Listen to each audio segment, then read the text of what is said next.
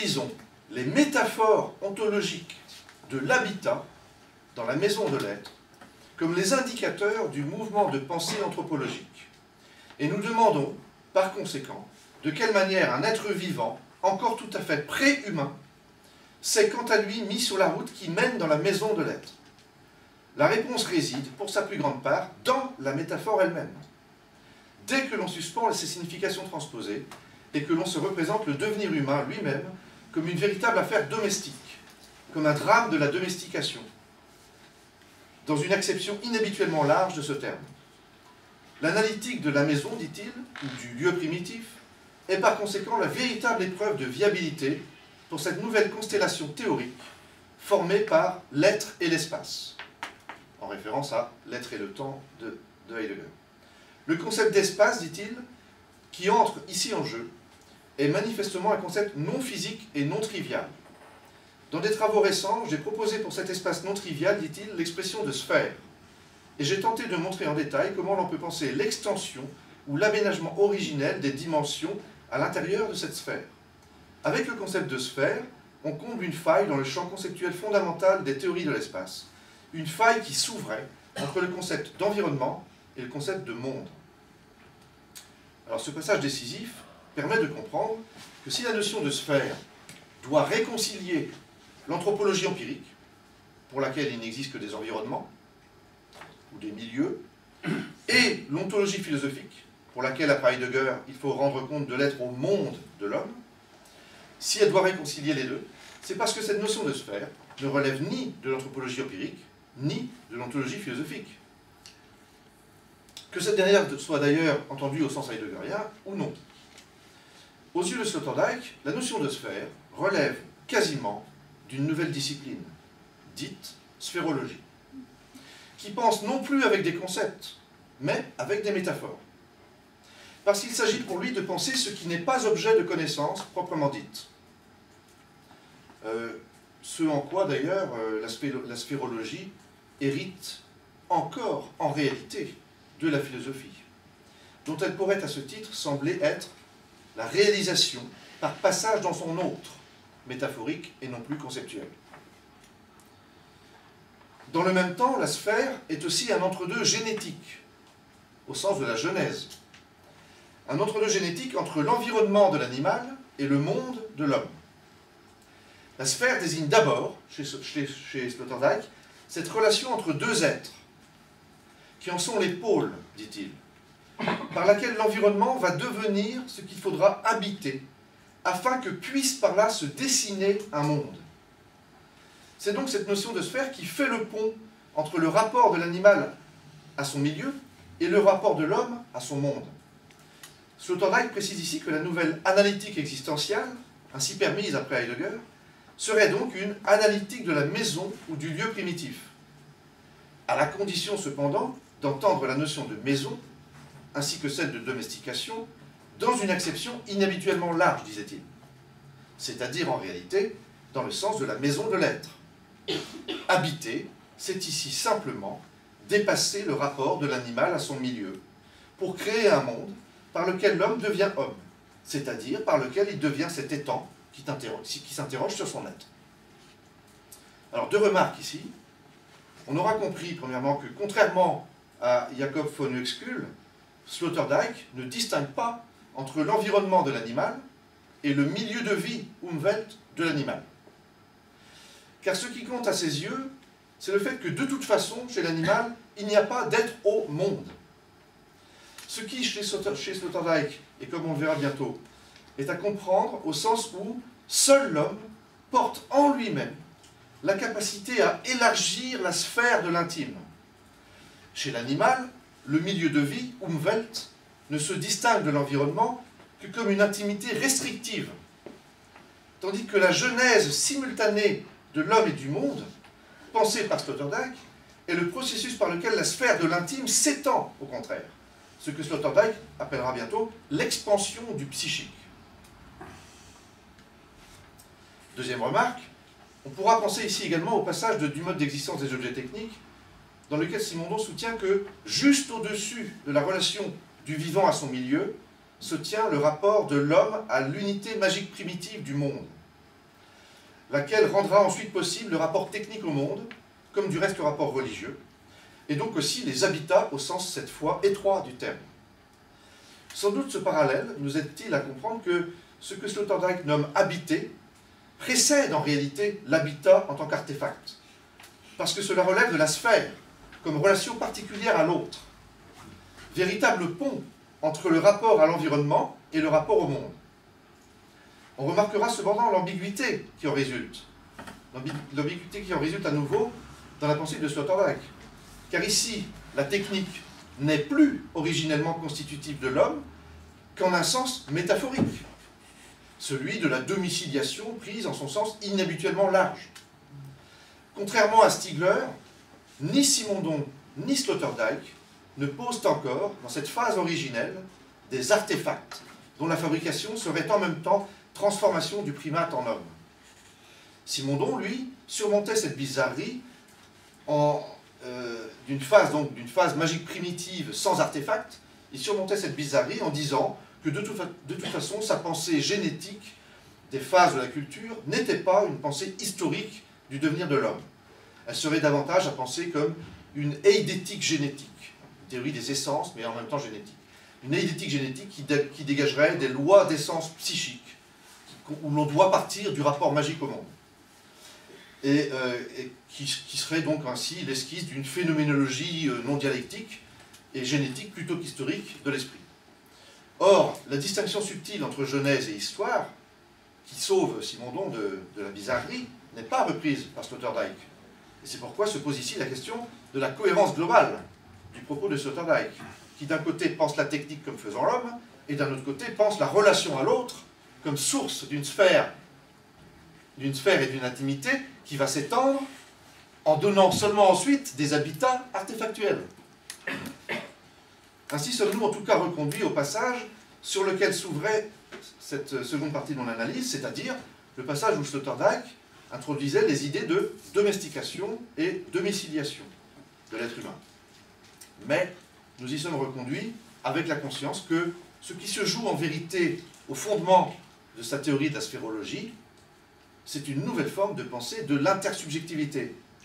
Puisque le philosophe allemand, initialement formé à la phénoménologie, eh bien, fait de la relation à l'autre le lieu originel, ce qui est à prendre en son sens spatial mais pré-géométrique, le lieu originel de l'habiter comme co-constitution de l'homme et du monde.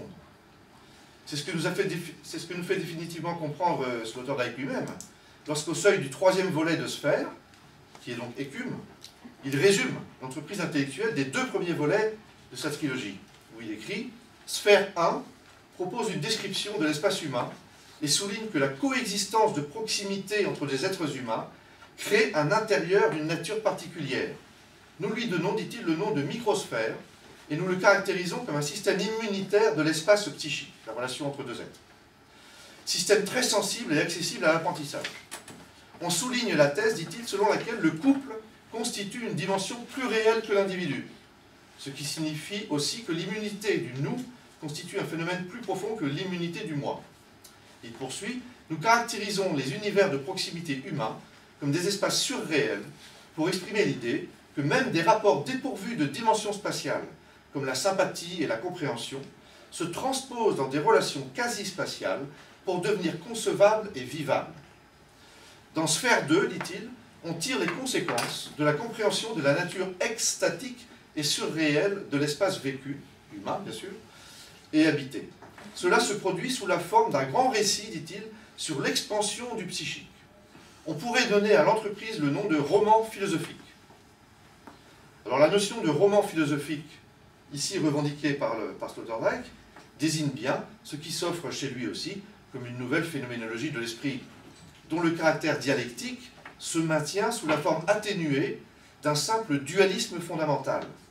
Sloterdijk, ainsi qu'il l'explique dans les entretiens avec Benoni, s'oppose à toute tradition substantialiste, mais aussi au monisme qui accompagne cette tradition.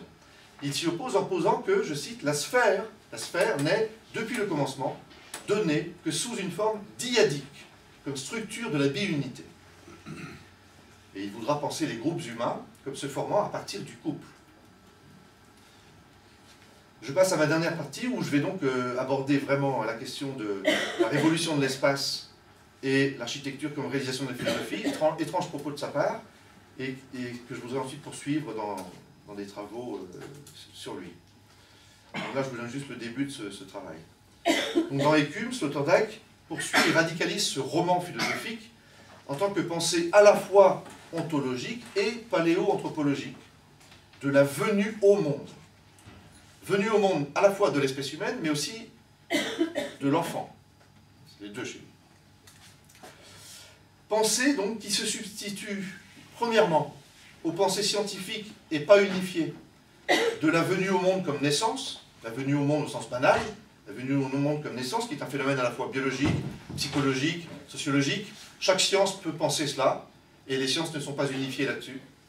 Donc, son discours à lui se substitue d'une part à cela, mais il se substitue aussi d'un autre côté à la pensée heideggerienne du simple être au monde, qui n'est pas encore une genèse de l'homme et du monde, donc une venue au monde. Le paradoxe étant alors que la pensée génétique de la venue au monde, par laquelle Sloterdijk se distingue donc de Heidegger, est une pensée de l'être et l'espace, qui remplace la pensée heideggerienne de l'être et du temps. Ce paradoxe, c'est un paradoxe puisque la pensée de Sloterdijk est génétique, mais c'est une pensée de l'être et de l'espace et non pas de l'être et du temps. Ce paradoxe se résout si l'on remarque que chez Heidegger, la primauté de la notion de temps tenait au fait que le temps était le sens de l'être. Et ce fait restait étranger à l'idée qu'il faudrait inscrire l'être au monde dans la temporalité d'une venue au monde. La question qui subsiste toutefois est celle de savoir si la pensée de l'être et l'espace chez Sloterdijk se donne véritablement les moyens de dégager les types de temporalité qui se rattachent aux divers stades de la genèse sphéroologique comme expansion du psychique. Mais c'est sur une autre question que je voudrais m'arrêter ici, dans la lignée des réflexions préalables sur l'habité comme co-constitution de l'homme et du monde, et pour conclure cette donc, toute première étude que je lui consacre. Voici le point annoncé. Au chapitre 2 d'Écume, Sloterdijk en vient à penser l'architecture moderne comme explicitation du séjour. Sa thèse s'exprime dans un passage qu'il faut citer en entier malgré sa longueur, parce que c'est en lui aussi que se formule et s'explicite l'étrange idée qui fait le titre même de l'intervention que je lui consacre aujourd'hui. Cette étrange idée selon laquelle la révolution de l'espace, liée à l'architecture du XXe siècle, fait de cette dernière une réalisation de la philosophie. Voici en effet ce qu'il écrit. La véritable révolution de l'espace du XXe siècle est l'explicitation du séjour humain ou de la demeure dans un intérieur. La définition de l'architecture de la modernité en découle. Elle est le média dans lequel s'exprime progressivement l'explicitation du séjour humain dans des intérieurs faits par l'homme. Par conséquent, dit-il, l'architecture constitue depuis le XIXe siècle quelque chose que l'on aurait appelé, dans la période du Vormärz, une réalisation de la philosophie. Pour employer encore une fois les mots de Heidegger, poursuit-il, elle met en œuvre la Erörterung, la localisation du Dasein. Elle ne se contente pas d'être l'exécutrice, plus ou moins consciente de son savoir-faire, de l'activité d'habitat de l'être humain, dont on peut remonter les traces jusqu'aux premiers arrangements de campements, de grottes et de cabanes. Elle reformule les lieux où peut se dérouler quelque chose comme l'habitat, la demeure et l'être chez soi de groupes et d'individus, dans des conditions où la référence à soi-même est notable, où l'argent joue un rôle important d'intermédiaire, où la législation, la connexion et la mobilisation ont atteint un degré élevé. Donc l'architecture, finalement, il ne le dit pas là, il ne le dit jamais clairement, mais l'architecture moderne a cette importance pour lui. Elle réalise la philosophie parce qu'en fait, elle a besoin de tout penser. Elle a besoin de penser toutes les dimensions de l'être homme. Voilà pourquoi c'est une réalisation de la philosophie, en ce sens. Et je reviendrai sur cette notion étrange. Hein. L'architecture réalise la philosophie. De ces lieux, dit-il, nous savons qu'on ne peut plus les penser seulement comme l'ici et le là-bas d'un monde de la vie. Un lieu dans les conditions en vigueur, c'est un quantum d'air réaménagé et conditionné, un local d'atmosphère transmise et actualisée, un nœud de relations hébergé, un carrefour dans un réseau de flux de données, une adresse pour initiative d'entrepreneurs, une niche pour des relations à soi-même, un camp de base pour des expéditions dans l'environnement du travail et de l'expérience, un site pour des affaires commerciales, une zone de régénération, un garant de la nuit subjective. Et il termine en disant, plus l'explicitation progresse, l'explicitation du séjour humain par l'architecture moderne, plus l'explicitation progresse, plus l'édification de logements ressemble à l'installation de stations spatiales. Alors je disais plus haut que la sphérologie était pour ainsi dire une nouvelle discipline qui, dans l'esprit de Sloterdijk, réalisait la philosophie, en lui permettant de se dépasser dans son autre, métaphorique et non plus conceptuel. Or, le passage cité ici exprime une idée autre, dont il faut examiner la compatibilité avec la première. La première idée, c'est donc que la sphérologie, comme théorie, réalise la philosophie. La nouvelle idée, c'est que l'architecture du XIXe siècle a accompli une révolution de l'espace, par laquelle c'est l'architecture moderne elle-même qui s'offre comme réalisation de la philosophie. Comment comprendre cette idée de réalisation? Sloterdijk donnait deux précisions. Et j'ai moi-même proposé déjà un élément, c'est que l'architecture moderne doit tout penser, et en ce sens, elle est la discipline reine, qui réalise la philosophie comme encyclopédisme. Mais je reviens sur cette question, donc il donnait deux précisions dans son passage.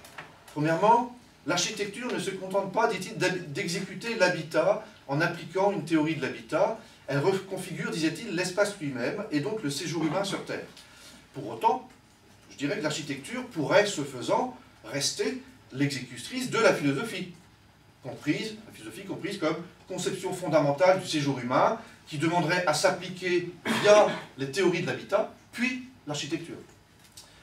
Ensuite, deuxième précision de sa part, l'idée de réalisation de la philosophie doit être comprise, disait-il, au sens qu'on lui donnait durant le Vormärz, c'est-à-dire cette période allemande qui s'étend de 1815 à 1849 et qui fut marquée dans le domaine des idées, d'un côté par Hegel et Marx, et leur idée de réaliser la philosophie dans la science suprême comme dans l'histoire concrète des hommes, ce qui donne déjà un double sens à l'idée de réalisation.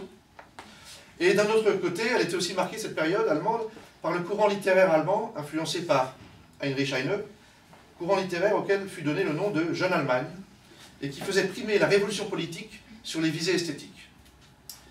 La synthèse de ces deux précisions données par Sloterdijk débouche, dans un premier temps, sur l'idée suivante. L'architecture contemporaine est ce qui permet à la philosophie, elle-même réalisée sur le plan théorique en sphérologie, grâce à l'œuvre de Sloterdijk, de se réaliser dans l'histoire concrète des hommes.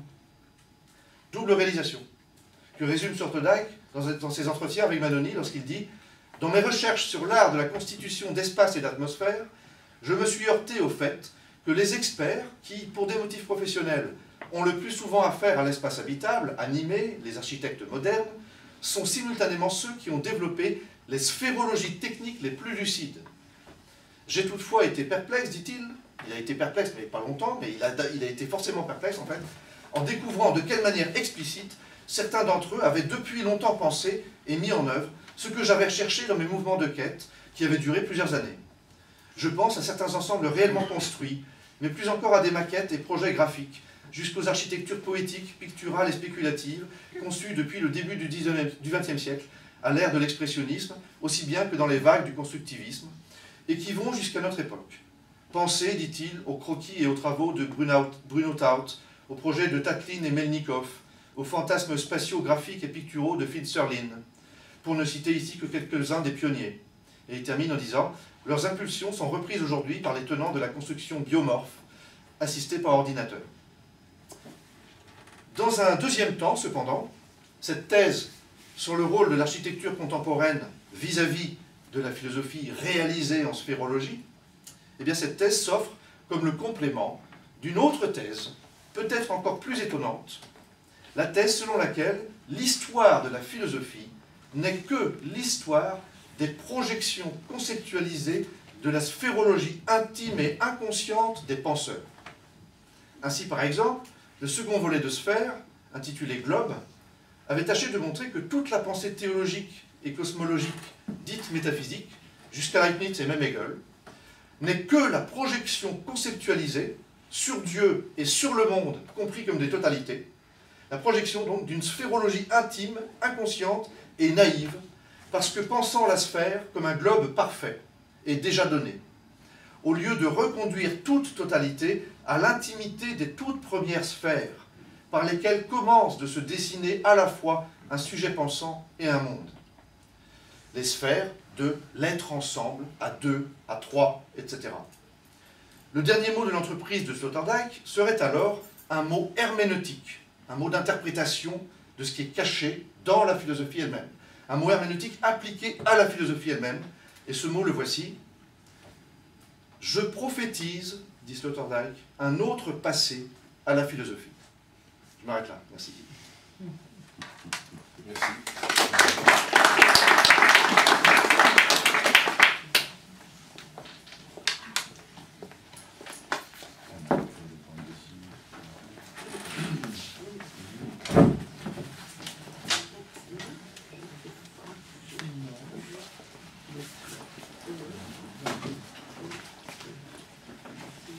J'ai deux questions très lointaines peut-être. La première, c'est peut-être vais-je avoir aujourd'hui la réponse. Pourquoi prononce-t-on le nom de Sloterdijk Sloterdijk? Pourquoi? Moi, j'ai décidé de ne pas le prononcer à la française. Parce qu'en allemand, ça se dit Sloterdijk. Je sais pas. Non? Je sais pas. Il est hollandais. Il est hollandais, c'est ça. C'est ça qui me gêne, c'est qu'il est hollandais. Il est allemand, mais il est d'origine hollandaise. Sloterdijk, Je crois que tu as raison. Peut-être en allemand, oui. En allemand, ça serait Sloterdijk. Oui. Même, je crains qu'en hollandais, ce soit la même chose. Ah non, en hollandais, je crois pas. Bon. Je cherche, je suis toujours étonné.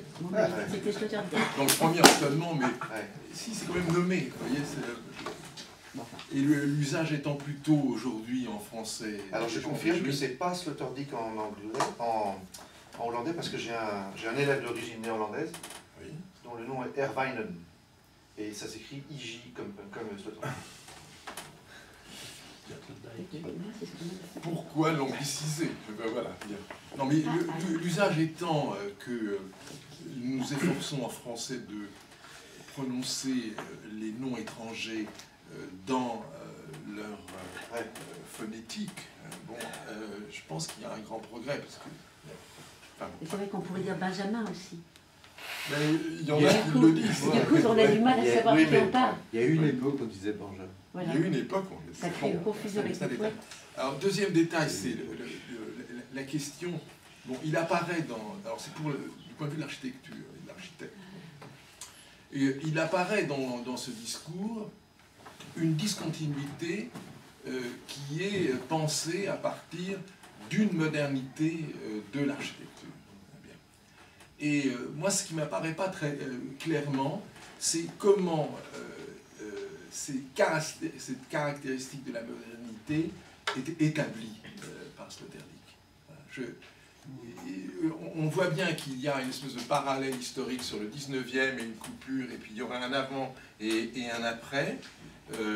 L'après serait effectivement la réalisation de la philosophie par l'architecture, mais cette idée de modernité, elle m'interroge dans la mesure où elle fait toujours effectivement problème, parce qu'on est en train de remettre dans une histoire une culture architecturale.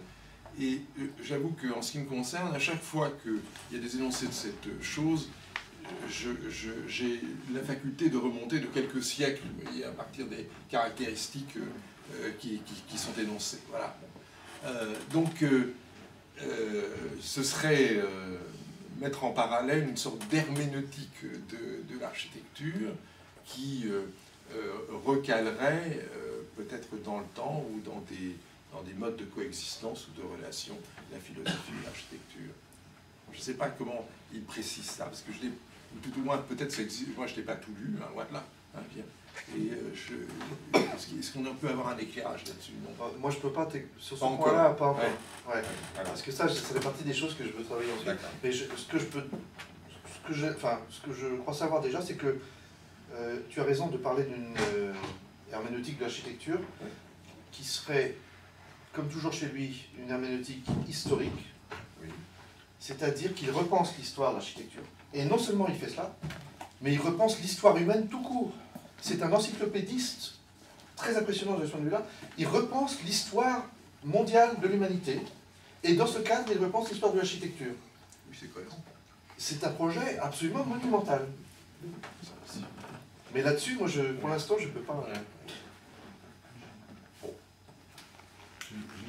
Petite question, je voudrais ton avis sur, c'est peut-être une très mauvaise interprétation, mais sur ce que tu as dit à un moment donné avec la question du logement qui finissait par être une espèce de station spatiale. Hein, c'était ta formulation. Il disait que l'explicitation du séjour humain par l'architecture contemporaine, en tant que discipline qui concentre toutes les dimensions de l'être homme, qui doit penser tout cela, oui. Eh bien cette explicitation conduit à l'architecture, à la station spatiale. C'est toute cette idée qu'on retrouve chez d'autres de nous sommes à l'âge de la transparence. Hein. La station spatiale, c'est la figure suprême de la transparence, comme c'est aussi la figure suprême de la concentration de toutes les technologies humaines. Hein. Mais il ne s'agit pas seulement de concentrer toutes les technologies humaines, il s'agit de penser toutes les dimensions de l'être au monde humain. Et pour ce temps-là, il existe 9 dimensions de l'être au monde humain. 9 dimensions qu'il décline dans les cubes. La première dimension étant la dimension technique. Nous sommes d'abord des êtres techniques, nous sommes ensuite des êtres langagiers. Ça, ce sont les 2 dimensions dégagées par le roi Bourran dans ses travaux paléoanthropologiques, auxquels Sloterdijk ne se réfère pas, mais il a au moins cette idée que, peut-être grâce à la paléoanthropologie allemande, il a au moins cette idée que les 2 premières dimensions, c'est la technique et le langage, mais il en rajoute 7 autres dimensions, qui sont peut-être pas aussi primitives que les 2 premières, mais pour lui, elles sont à penser. Et donc, construire des stations spatiales, pour lui, c'est être dans l'obligation de penser ces 9 dimensions. Et donc, l'architecture contemporaine va vers là, parce qu'elle est la discipline qui doit penser toutes ces 9 dimensions de l'être humain. Mais est-ce qu'il ne peut pas y avoir un sous-entendu qui serait le suivant, c'est-à-dire qu'il serait une exclusion de l'humain dans la sphère de l'espace éloigné? Enfin, je ne sais pas. Tu vois ce que je veux dire? Oui, mais alors là, je pense que lui, il est plus du tout dans... Il est dans une subversion systématique, c'est ça qui m'intéresse chez lui d'ailleurs. Parce qu'il y a une profonde... Il y a un profond dialogue entre ce qu'il fait et le projet que moi j'ai et qu'il s'agit maintenant pour moi de réaliser, mais en dialogue avec le sien.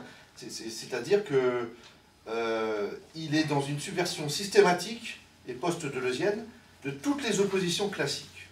Donc, toi, ta question, elle repose sur l'idée qu'il existerait un intérieur et un extérieur, il existerait des détériorisations, etc. Or, pour lui, ça ne fait plus problème. Ça ne fait plus problème. Parce que dès le départ, l'être humain, c'est l'être qui intériorise l'extérieur et qui extériorise l'intérieur. Qui extériorise l'intérieur, qui intériorise l'extérieur. L'être humain, c'est cela. C'est ça l'extase, l'extase humaine.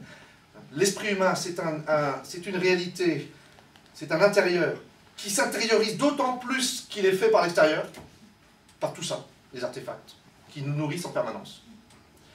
Et réciproquement, il extériorise l'intérieur puisqu'il les fait, ces artefacts. Donc, puisqu'on fait sauter l'opposition sujet-objet, on fait sauter l'intérieur et l'extérieur, on fait sauter toutes les oppositions classiques. Il est complètement post-deleuzien là-dessus. C'est ça qui m'intéresse. Par contre, là où je ne suis pas d'accord, fondamentalement, c'est qu'il pense que la réalisation de la philosophie, dans ce dépassement des oppositions classiques, doit se faire par la métaphore. Alors là-dessus, moi, je ne peux pas être d'accord. Je pense que le concept et l'analogie, dans sa différence avec la métaphore, que lui ne pense pas, très peu de gens pensent la différence entre la métaphore et l'analogie. Et pour moi, ça, c'est le grand enjeu aujourd'hui. Si on arrive à distinguer métaphore et analogie, et à construire une philosophie qui pense au-delà des oppositions, grâce à un concept analogique et anti-métaphorique, alors on fera tout autre chose que lui, pour réaliser la philosophie.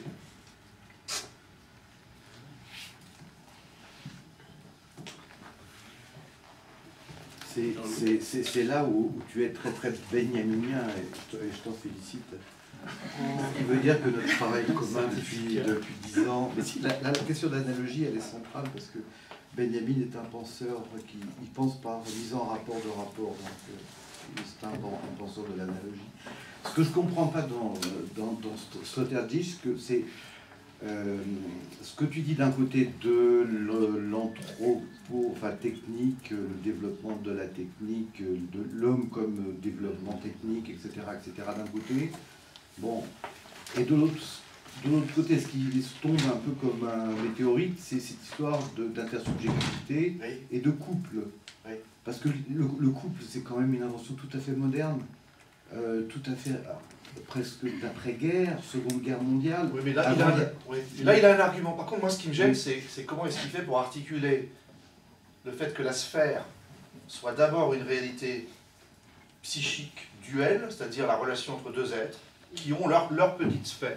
Mais oui, mais c'est ça. Comment il articule ça avec l'idée que nous sommes faits par la technique?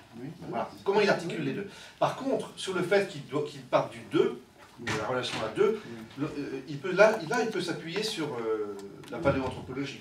Parce que il a comme argument, si tu veux, qu'on n'a pas assez pensé le fait, et je crois que la paléoanthropologie va dans son sens, on n'a pas assez pensé le fait que l'homme comme animal politique ou animal social, c'est d'abord un être de tout petit groupe. Vraiment, c'est même pas le clan, c'est le groupe familial, le petit groupe familial. Bon, je sais pas moi, mais c'est plutôt la communauté, c'est plutôt la famille élargie, c'est plutôt, quand il dit le clan, c'est quand même autre chose que du deux élargi. Moi j'ai l'impression d'entendre un militant pour le mariage pour tous. Non, mais je pense que la paléoanthropologie... c'est la mère, non? Il parle pour des pages. C'est la mère, les rapports dialectiques, non? Oui, moi je veux bien dire d'autres mots. Non. S'il y a la mère, il n'y a pas que... Non, c'est pas seulement le rapport à la mère, c'est aussi le rapport... C'est très important. Bien sûr. Il parle énormément de ça. Bon, on n'a pas eu l'occasion, oui. Je pense qu'hier, moi j'ai parlé aussi de Sloterdijk, et donc il me semble qu'il y a quelque chose de très important sur le fait que tout ce travail qu'il mène sur la question de l'immunologie et des systèmes immunitaires, et en particulier ce qu'il développe au fil du temps, comme systèmes immunitaires qui sont des systèmes symboliques en fait extrêmement importants. Mais moi je voudrais aussi insister sur le fait que Sloterdijk c'est un penseur vraiment, comme il le dit, de la biosophie aussi, d'une certaine manière, où la question du rapport au vivant est fondamentale, et la source en fait de sa sphérologie, c'est effectivement l'enfant, c'est le rapport de la mère et de l'enfant, c'est amniotique. Oui, la première bulle, elle est... Voilà. C'est-à-dire que c'est le berceau de la vie. Donc moi, il y a quelque chose qui me frappe. Bon, c'est évident que Sloterdijk, de toute façon, on ne peut pas l'éviter aujourd'hui lorsqu'on travaille sur la question architecturale, parce qu'il fait partie vraiment... il est très très critiqué partout aussi, parce qu'il fait problème, pour toutes les raisons que vous avez évoquées, et puis pour beaucoup d'autres. Mais il est extrêmement important parce qu'il met au centre deux choses, au centre de la réflexion sur la question de l'architecture. D'une part, la question de la coexistence, et cette idée que la globalisation nous amène à repenser le micro. C'est-à-dire, ce qui est effectivement une pratique très forte, on le voit dans le projet architectural urbain, de retravailler sur des domaines particuliers. Et donc il est tout à fait central. Mais il est tout à fait central aussi, et je trouve que ce qu'on a vu depuis hier, et les discussions, dont je n'ai malheureusement pas assisté, je n'ai pas pu, sur la conférence de ce matin, mais je l'ai entrevue un peu par la discussion, c'est dans quelle mesure on pense totalement la question que l'homme est condamné à un dedans quelque part. C'est-à-dire qu'il n'y a plus de dehors. Et que je pense que toute la pensée qui est largement portée par Jean-Luc Nancy, Benoît Goetz, dans la philosophie de l'architecture, c'est quand même cette question de rapport au dedans. Donc ce rapport dedans-dehors, et moi je trouve quand même qu'il est assez intéressant de voir aussi toute la réflexion à propos du Excul sur le fait que Lumwelt, qu'il est dedans et dehors en même temps. C'est-à-dire que Linen et Lumwelt, c'est-à-dire que les deux sont indissociables. Donc c'est pas du tout l'environnement précisément. On est déjà ailleurs. Donc là, ça, je trouve que c'est vraiment important de repartir de finalement cette dimension, c'est que de la vie et donc de la naissance de l'enfant, de quelque chose, donc à l'origine de la génétique et donc de la première bulle, la fameuse bulle amniotique. Donc c'est vrai que c'est très très étonnant, c'est cette évolution, cette saga du devenir des établissements humains. Mais il y a autre chose qu'une autre remarque voulait faire, c'est Et en plus, en écoutant votre conférence, c'est quelque chose qui ça fait vraiment écho et c'est vraiment frappant. Enfin, quand on le lit, c'est voir aussi dans quelle mesure, dans ce rapport aussi à Bachelard, cette question de la maison comme métaphore d'habiter. Je pense que c'est assez important, je pense aussi de voir, intéressant de voir tout le travail qui a été fait de façon par la rêverie poétique, par Bachelard, mais cette question quand même de la maison qui devient dedans quand même beaucoup, même si le rapport est tout le temps là, mais c'est quand même la métaphore d'habiter, et donc tout à fait centrale, et qui aujourd'hui, dans la philosophie de Bachelard, est un des livres très très lus aujourd'hui en architecture, c'est Poétique de l'espace. Ouais. Parce qu'en fait, ça va abriter la rêverie, ça va abriter l'esprit. Quand même, on revient avec cette notion de la question de l'esprit, de ce qui va résister en fait à tout ce qui va être purement... enfin, l'explicitation, finalement, elle tourne autour de l'esprit quelque part et de l'habiter. C'est ça qui est en jeu, me semble-t-il. Et c'est ça qui est certainement intéressant pour résister aussi, peut-être, à des formes d'expérimentation qu'on pourrait considérer aujourd'hui technologiques, d'un certain type d'expérimentation de l'architecture, qui d'une certaine manière sont très substantialistes, alors qu'il y a quelque chose d'autre qui se déplace du côté de ce qui est en jeu. Parce que ce qu'on voit pour l'architecture, on le voit pour la littérature aussi. La bataille de bataille, on peut dire d'une certaine manière, c'est ce qui va résister à l'explication, à la compréhension, à un savoir arrêté. C'est réouvrir le jeu, en fait, de la pensée. C'est ouvrir.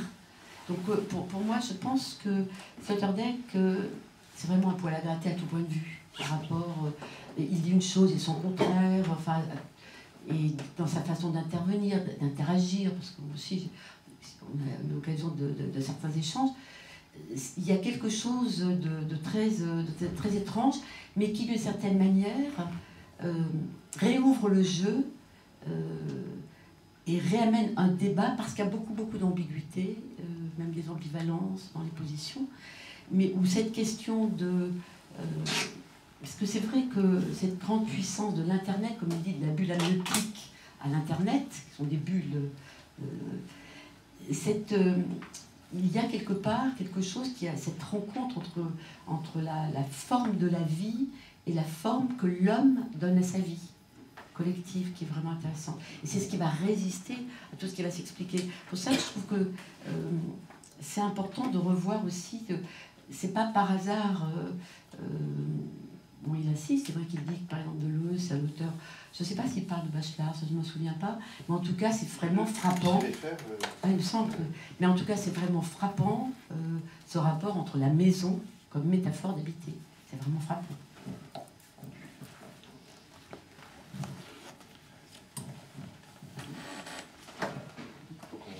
Je crois qu'il faut qu'on avance, mais est-ce qu'on fait une petite pause quand même? Non? C'est un ordre? Non, on va avoir des problèmes. Ouais. Alors on enchaîne. On enchaîne. Et on enchaîne avec un séquence. Par contre, moi j'avais compté sur la pause quand même pour le brancher. Oui. Il faudra quand même le faire les brancher. Il faut 5 minutes. On a peut-être une pause quand même. 5 minutes de branchement. 5 minutes de branchement. 5 minutes de débranchement.